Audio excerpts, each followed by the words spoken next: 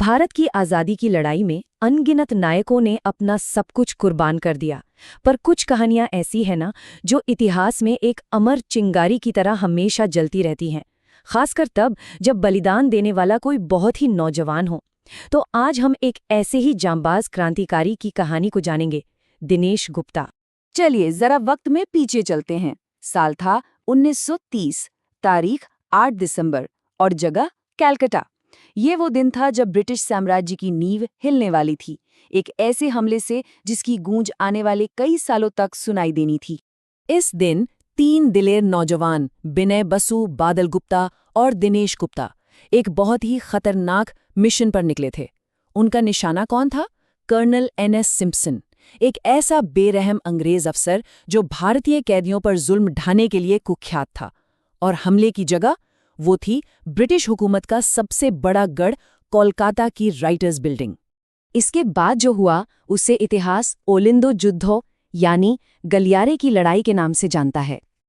Simpson को मार गिराने के बाद इन तीनों ने सरेंडर करने से साफ मना कर दिया और राइटर्स बिल्डिंग के गलियारों में ही ब्रिटिश पुलिस से अपनी आखिरी सांस तक लड़ते रहे। ये सिर्फ एक लड़ाई नहीं थी, ये उनके अदम्य साहस का एक जीता जागता सबूत था।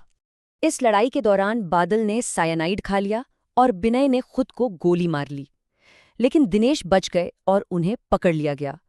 तो सवाल ये उठता है कि ये बेखौफ नौजवान दिनेश गुप्ता आखिर थे कौन? कहाँ से आया उनमें इतना हौसला? तो चलिए अब जानते हैं कि दिनेश गुप्ता कौन थे और कैसे एक आम सा दिखने वाला नौजवान देश की आज़ादी का इतना बड़ा नायक बन गया। ये कहानी है एक क्रांतिकारी के जन्म की। दिनेश गुप्ता का जन्म हुआ था 6 दिसंबर 1911 को बंगाल के जैसोर जिले में। कहते हैं वो बचपन से ही बड़े तेज दिमाग, निडर और देश प्रेमी थे। मतलब ये सिर्फ किताबी बातें नहीं हैं, यही वो गुण थे जिन्होंने उन्हें उस रास्ते पर आगे बढ़ाया जिसने इतिहास बदल दिया। एक स्टूडेंट के तौर पर ही उन्होंने मन में ठान लिया था कि ब्रिटिश हुकूमत के खिलाफ लड़ना है। और उनका यही संकल्प उन्हें स्वतंत्रता संग्राम के उस दौर में ले गया जिसे अग्नि युग यानी क्रांति की आग का दौर कहा जाता है। और यहीं उन्होंने एक ऐसी कसम खाई जिसने उनकी जिंदगी की दिशा हमेशा हमेशा के लिए बदल दी। कोलकाता में अपनी पढ़ाई के दौरान ही दिनेश खुफिया तौर पर युगांतर से जुड़ गए।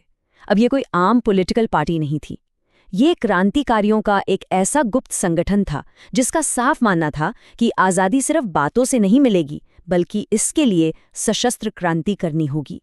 युगांतर में दिनेश ने हथियार चलाने की ट्रेनिंग ली और देश के लिए अपनी जान तक देने की कसम खाई।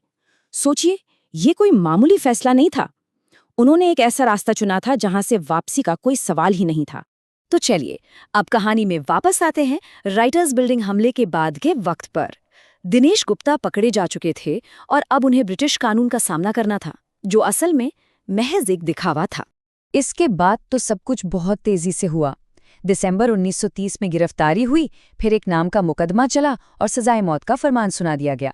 और देखें, कुछ ही महीनों के अंदर 7 जुलाई 1931 को अलीपुर सेंट्रल जेल में उन्हें फांसी पर चढ़ा दिया गया।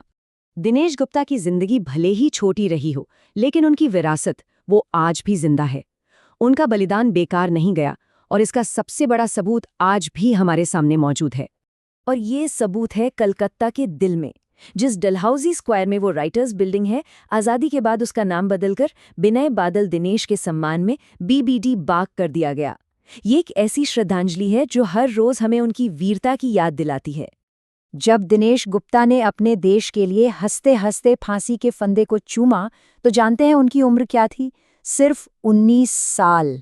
जी हाँ, सिर्फ 19। बस इस एक बात को महसूस करना ही अपने आप में बहुत कुछ कह जाता है। ये एक वाक्य शायद उनकी पूरी कहानी का सार है। कम उम्र में देश के लिए अपने प्राणों की आहुति देकर वो इतिहास में अमर हो गए। उनका ये बलिदान बंगाल और पूरे भारत के युवाओं के लिए प्रेरणा का एक ऐसा स्रोत बन गया जो कभी नहीं बुझेगा।